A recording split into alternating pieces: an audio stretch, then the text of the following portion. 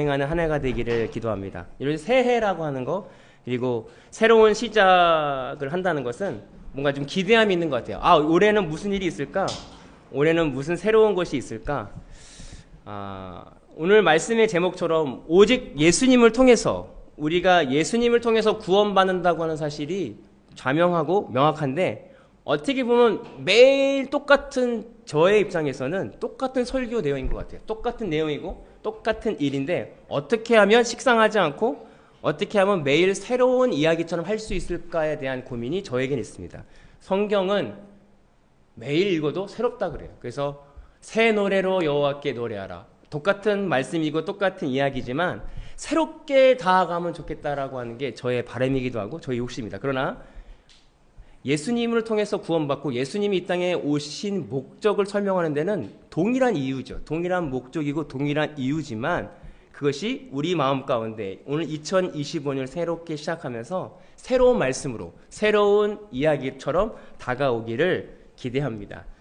오늘 본문의 히브리서 1장의 말씀, 히브리서 기자는 누구인지 아십니까? 모릅니다. 여기서 보면 모른다라고 이야기하고 있어요. 어떤 사람들은, 어떤 학자들은 뭐 사도 바울이다, 여러 추측은 만연하지만 모든 서신저에 내가 썼다라고 하는 출처를 밝히지만 이 서신은 누가 썼는지 출처를 밝히고 있지 않기 때문에 알 수는 없어요. 그러나 수신자는 명확합니다. 그 당시에 유대교에서 크리스찬이 된 개종한 사람들을 향해서 쓰여진 책입니다.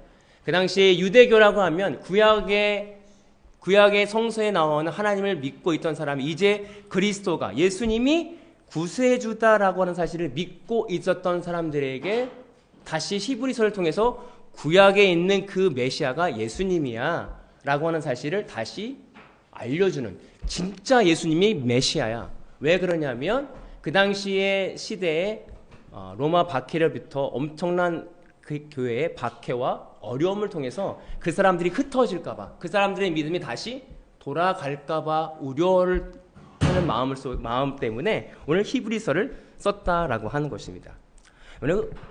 우리가 살고 있는 이 시대에도 여러 가지 혼합 시대에 살고 있어요. 하나님을 믿다가 예수님을 신뢰하다가 내 뜻과 내 원하는 게 관찰이 안 되면 다시 이 종교는 아닌가 보다, 이거 예수님 없나 보다 하고 돌아갈 수 있는 게 저도 마찬가지고, 이게 이 시점에서 다시 돌아갈까 봐 잡아주는 게 뭐냐면 말씀이다라고 하는 것이죠. 2025년이 시작되면 어디가 제일 바쁘냐면 점집이나 이런 뭐랄까요, 운세 보는 집이 바쁘다 그래요. 왜냐면 올해는 무슨 일이 있을까. 근데 거기에도 놀랍게도 많은 크리스찬들이 간다고 합니다. 그래서 어떤 유명한 점집의 사람들은 당신 여기 왜 왔소? 당신은 크리스찬이 아닙니까? 알아본다 그래요. 그런 참 명한 점쟁이죠. 그러나 마찬가지로 우리가 하나님을 믿으면서도 내가 원하는 결과와 불안함을 해소하기 위해서 여러 가지 혼합되어 있는 걸 믿는다는 게 우리가 가지고 있는 심리적인 것 중에 하나다라고 하는 거예요. 이것이 율법적인 신앙이라는 거예요. 내가 뭔가 얻기 위해서 하나님을 이용하거나 하나님을 쓰는 거죠. 제 딸이 여기 있지만 6학년 졸업하면서 초등학교 그 종교 시간이 있거든요. 근데 목사님이 성경책 하나 줬대요. 소망이한테 성경책을 줬다고 자랑하더라고요. 신구약이 있는 성경책을 딱 줬다. 그러니 한번 읽어봐라. 그래서 지나갔는데 순간 저에게도 욕심이 생겼는지 소망이한테 가서 딜을 하는 거죠. 야, 이거 하루에 10장을 읽잖아? 그럼 내가 돈을 줄게. 그리고 이제 저도 모르게 그런 얘기, 약간 저의 욕심인 거죠. 그런 얘기를 하고 나서 그 다음 날인가요? 이제 소망이가 엄마한테 얘기를 했다 그러더라고요. 그 모티베이션은 좀 안 좋은 것 같다. 그래서 제가 소망이한테 솔직히 내 욕심이었다. 솔직히 네 말이 맞다. 그 모티베이션은 좋지 않은데 아빠의 욕심과 아빠의 욕망 때문에 그걸 돈으로 내가 읽게 하고 싶은 욕심 때문에 그렇게 했다. 그건 내가 잘못했으니 혹시 네가 읽고 싶거나 궁금하면 읽고 또 아빠랑 뭐 궁금한 거 있으면 얘기하자 라고 하면서 제 안에 느꼈던 건 뭐냐면 여전히 내 안에 무서운 거죠. 끊지 못한 율법적인 신앙이 뭔가 내가 얘한테 주입시키고 싶고 말씀을 통해서 읽어라. 그래? 어떻게 읽을까? 얘가 돈이 필요하니까 그래, 돈을 통해서 얘를 잃게 하자. 저희 혹시 또 이 율법적인 신앙이 만연해 있고 젖어 있다는 사실에 힘든 거예요. 이게 떨쳐낼 수가 없어요. 내 힘과 내 마음으로는 떨쳐낼 수 없는 것이 오늘 우리의 신앙이다는 거예요. 동일하게 그 당시에 생각해 보세요. 예수님이 오시기 전엔 율법을 지키고 구약에서 제사 드렸던 사람들이 예수님이 오셨다는 복음을 듣고 그들에게 예수님이 구약에서 말한 예시하구나라고 믿었어요. 그럼 그 사람이 예전의 구습을 벗어버리고 새롭게 태어나서 예수님을 의지하려고 갔던 초대교회 사람들이 고난을 만났습니다. 박해를 당했어요. 이게 진짜 종교일까? 진짜 예수님 맞아? 라고 하는 생각이 당연하겠죠. 오늘 우리가 생각하는 신앙이 내가 예수님을 영접하고 신앙을 시작할 때 모든 것이 해결될 줄 믿어. 그러나 오늘 하나님께서 우리에게 허락하신 건 많은 고난과 역경과 시련이 다가온다. 왜 그러냐면 고난과 역경의 시련이 없으면 우리의 믿음을 시험해 볼 방법이 없어요. 고난을 통해서만 진짜 믿음이 내가 안에 있는지 없는지를 확인한다는 거예요. 내가 실패를 경험하고 내 뜻대로 안 되는 걸 경험해야 내가 믿는 하나님이 정말 하나님인지 아닌지를 알 수 있기 때문에 오늘 우리에게 주시는 고난이 은혜다라고 하는 거예요. 고난과 역경이 없으면 내 힘으로 안 되는 걸 경험하지 않는다면 오늘 하나님은 있을 필요가 없죠. 그렇기 때문에 오늘 히브리서는 다시 유대교를 가지고 있던 크리스찬들이 다시 율법적인 신앙으로 돌아갈까봐 오늘 이 히브리서 기자는 구약을 인용하면서 진짜 예수님이 맞아. 예수님을 통해서만 구원받는 거야. 예수님이 얼마나 큰 분인 줄 알아? 예수님이 능력 있어. 라고 오늘 피격하고 있다고 하는 것입니다. 오늘 본문 1절에 보면 옛적에 선지자들을 통하여 여러 부분과 여러 모양으로 우리 조상들에게 말씀하신 하나님이 2절 이 모든 날 마지막에는 아들을 통하여 우리에게 말씀하셨으니 이 아들을 만유의 상속자로 세우시고 또 그로 말미암아 모든 세계를 지었다라고 말씀하고 있어요. 오늘 말씀하셨거든요. 그들에게 말씀은 구약 성서는 하나님과 같았어요. 그리고 그 구약 성서에 나오는 모든 제사법, 모든 어떻게 율법적으로 하나님을 만나는 거, 그들의 죄를 해결할 수 있는가는 그들에게는 엄청난 진리였습니다. 그 진리를 통해서 말씀하신 그 예수님이 상속자로 아들로 이 땅을 지으셨다라고 오늘 말씀하고 있어요. 이것이 되게 당연한 것 같은데 율대교를 가지고 있는 사람들에게는 굉장히 정말 획기적이고 완전히 그 사람들의 삶을 바꿀 만한 사고방식입니다. 내가 구약에서 섬겼고 매일 양을 잡고 소를 잡았고 제사를 드렸던 그들에게 이제 예수님을 믿는 믿음으로 구원받는다는 사실은 이게 가능해? 이게 진짜야? 라고 했는데 그들은 그 믿음을 가졌었거든요. 그런데 박해를 통해서 그 믿음이 흐트러지기 시작했다는 거예요. 그래 그들의 다시에게 복음을 전하는 것은 이 말씀밖에 없다는 거예요. 그 하나님이 예전에 너희가 말씀을 통해서 선지자들을 통해서 여러 방법을 통해서 우리에게 율법을 주고 모세를 통해서 율법을 통해서 우리에게 말씀하셨지만 이제는 그 말씀이 육신이 되어 이 땅에 내려오셔서 우리에게 말씀하시고 그 말씀 대신 육신이 되신 예수님이 나를 위해 돌아가신 그 복음을 믿는 믿음을 통해서 구원받는다. 그분이 온 세계를 지으셨고 그분이 하나님이고 상속자로 이 땅에 내려오셨다.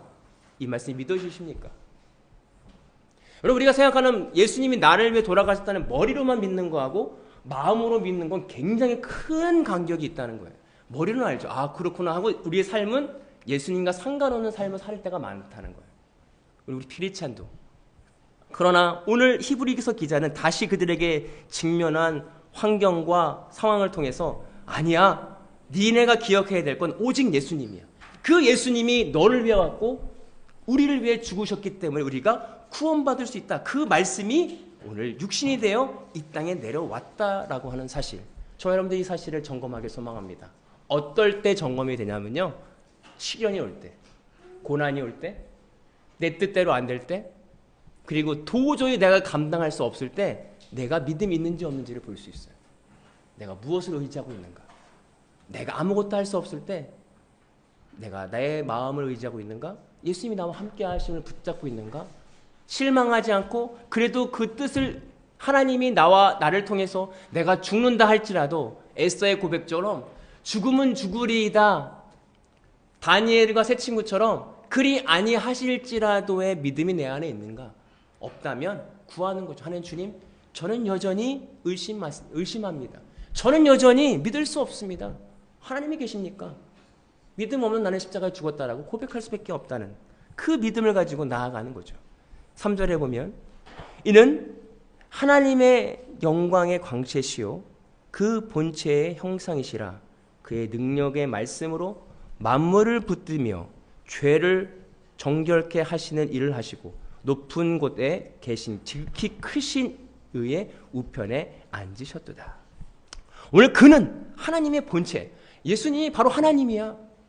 다 알고 있는 거죠. 그냥 그들에게는, 유대교를 믿는 그들에게는 굉장한 믿음이 필요한 거야. 하나님이야.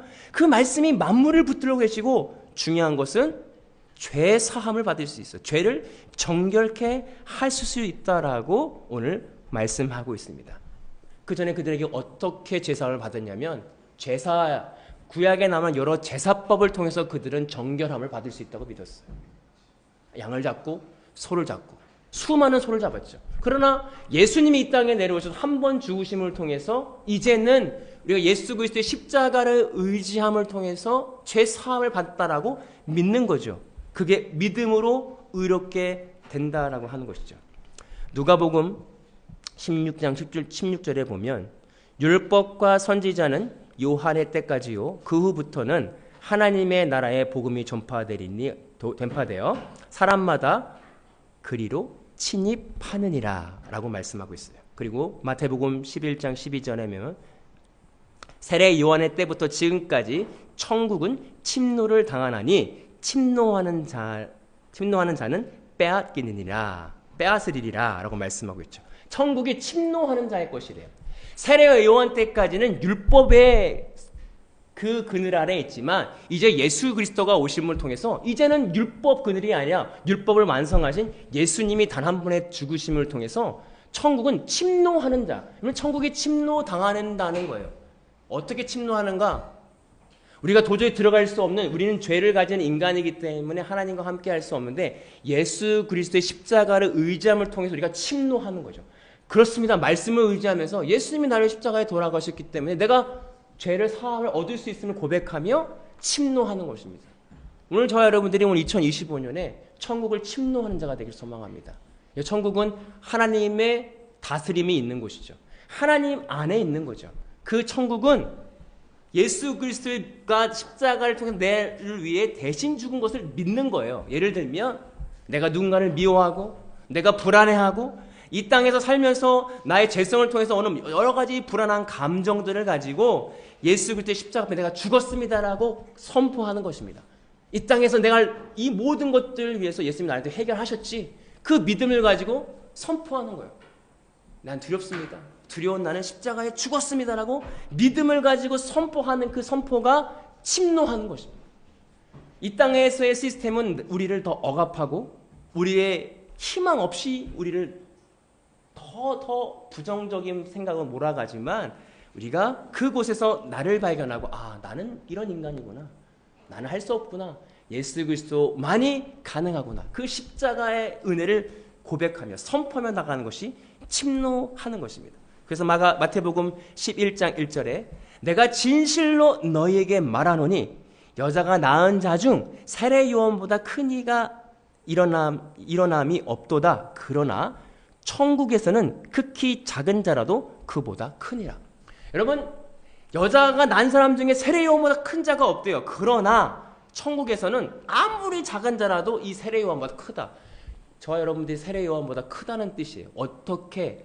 세례 요한의 전까지는 율법의 틀에 갇혀서 율법을 지켜야만, 양을 잡아야, 소를 잡아야만 하나님의 백성이 되고 천국에 갈 수 있지만 이제 예수 그리스도를 통해 믿음으로 가는 천국은 세례 요한보다 율법을 통한 그 구원보다 훨씬 큰 자다 이거예요. 왜 그러냐면 예수님이 해결하셨거든요.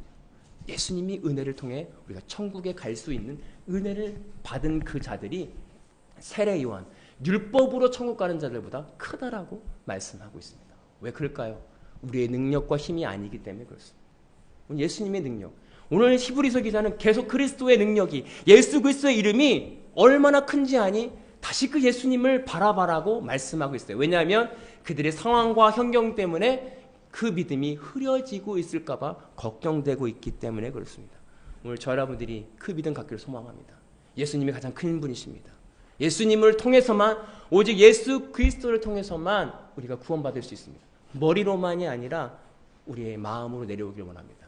그 마음으로 내려오기까지는 시련과 어려움과 극심한 힘듦을 통해서 얻은 그 믿음이 진짜 믿음이 된다는 거예요. 오늘 히브리서 기자는 그 유대교 가지고 있는 유대교를에서 개종한 그들을 향하여 지금 니네가 가지고 있는 시련과 어려움이 아무것도 아니다. 예수님과 함께 해봐. 별거 아닌 게 될 거야. 저와 여러분들이 이 경험하며 나아가길 소망합니다. 4절에 보면 그가 천사보다 훨씬 뛰어남은 그들보다 더욱 아름다운 이름을 기업으로 얻으심이니라. 천사에 대해서는 알 수 없지만 구약을 믿고 구약을 받아 읽었던 그들에게 있는 천사는 굉장한 신비로운 존재였어요. 와, 천사.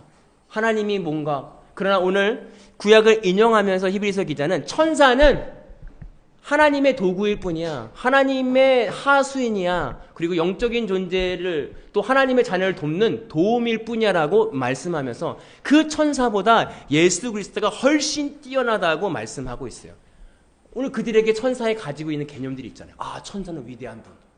천사를 기다리자. 그러나 오늘 히브리서 기자는 그 천사보다 예수 그리스도가 뛰어난 분임을 고백하고 있습니다. 오늘 저 여러분들이 이 말씀을 통해서 지금 우리에게 하시는 말씀은 무엇일까? 지금 이 시대에 내가 생각하고 있는 뛰어난 게 있잖아요. 돈, 명예, 사회, 지금 내가 직면하고 있는 문제들이 있어요. 그게 문제가 나에겐 굉장히 큰 것 같고 이 문제가 나를 삼킬 것 같지만 오늘 하나님께서 말씀하시는 건 그거보다 더 뛰어난 분이 뭐냐면 예수님의 이름이라는 거예요.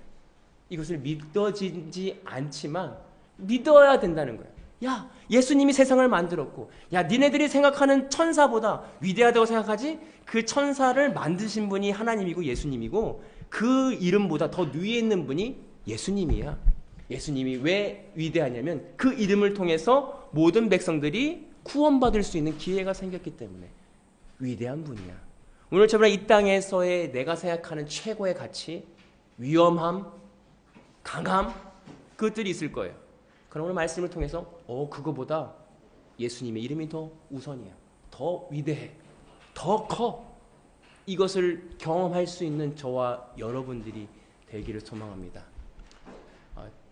어떻게 경험하냐면요.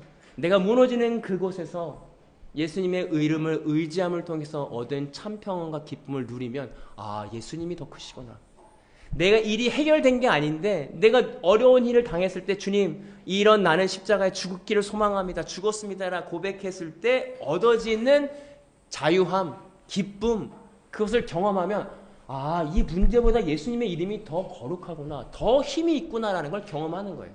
오늘 2025년 우리가 예수님과 동행하는 것은 그런 동행입니다. 내가 어떻게 환경과 상황 속에서 어렵지만 그 환경이 나아지는 게 아니라 예수님이 나와 함께 하심을 통해서 그 환경을 뛰어넘는 능력을 주시는 그 예수님을 경험하는 저와 여러분들이 되기를 소망합니다. 그래서 마지막 14절에 모든 천사들은 섬기는 영으로서 구원받는 상속자들을 위하여 섬기라고 보내심이 아니냐. 네, 그렇구나. 오늘 우리에게 주어지는 모든 환경 어려운 거 하나님께서 나를 더 하나님 찾으라고 하는 조건이구나. 내가 어려운 거 시련, 내 마음속에 일어나는 분노, 하나님 더 나를 찾으라고 하는 하나님이 보내신 천사구나. 그렇구나. 이 땅에서의 위대함, 이 땅에서의 강함을 통해서 내가 무너짐을 통해서 나는 할 수 없고 오직 예수 그리스도를 통해서 할 수 있다고 하는 사실을 더 선명하게 하나님이 나에게 보여주시기 위한 목적이구나 라고 하는 사실을 깨닫는 저와 여러분들 되기를 소망합니다. 그래서 우리의 숭배하고 우리가 경배해야 될 대상은 이 땅의 것이 아니라 오직 예수 그리스도의 은혜다라고 하는 사실을 고백할 수 있는 저와 여러분들 되기를 소망합니다. 기도하겠습니다. 사랑의 하나님 감사합니다. 죽을 수밖에 없는 우리를 위해서 예수님이 이 땅에 내려오셔서 나를 위해 대신 죽으셨습니다. 그리고 사셨습니다. 이 사실, 죄와 사망의 법에서 생명의 법으로 바뀌어주신, 율법에서는 죽음이지만 생명의 법에서는 다시 살아갈 수 있는 이 생명의 법으로 바꿔주신 예수 그리스도의 은혜에 감사를 드립니다. 주님, 오늘도 우리는 넘어집니다. 쓰러집니다. 그러나 예수 그리스도의 십자가를 의지하여 우리가 다시 일어나길 소망합니다. 주님의 주신 능력과 힘으로 다시 일어날 수 있는 2025년 한 해가 되기를 소망합니다. 감사드리며 예수님의 이름으로 기도하옵나이다. 아멘. 이제는 우리 주 예수 그리스도의 은혜와 아버지 하나님의 극진하신 사랑하심과 성령님의 감동 교통하시는 은혜가 오늘 말씀을 통해서 율법의 신앙이 아니라 이제 생명의 신앙으로 예수 그리스도를 의지하여 죄와 사망의 법에서 생명의 법으로 바뀌기로, 옛것은 지나가고 새것에 새 부대가 되기로 결단하고 돌아가는 모든 성도들 머리 위에 이제로부터 영원토록 함께 하시기를 간절히 축원하옵나이다. 아멘. 감사합니다. 한 주일 동안 승리하시고요. 다음 주에 건강한 모습 뵙기를 소망합니다.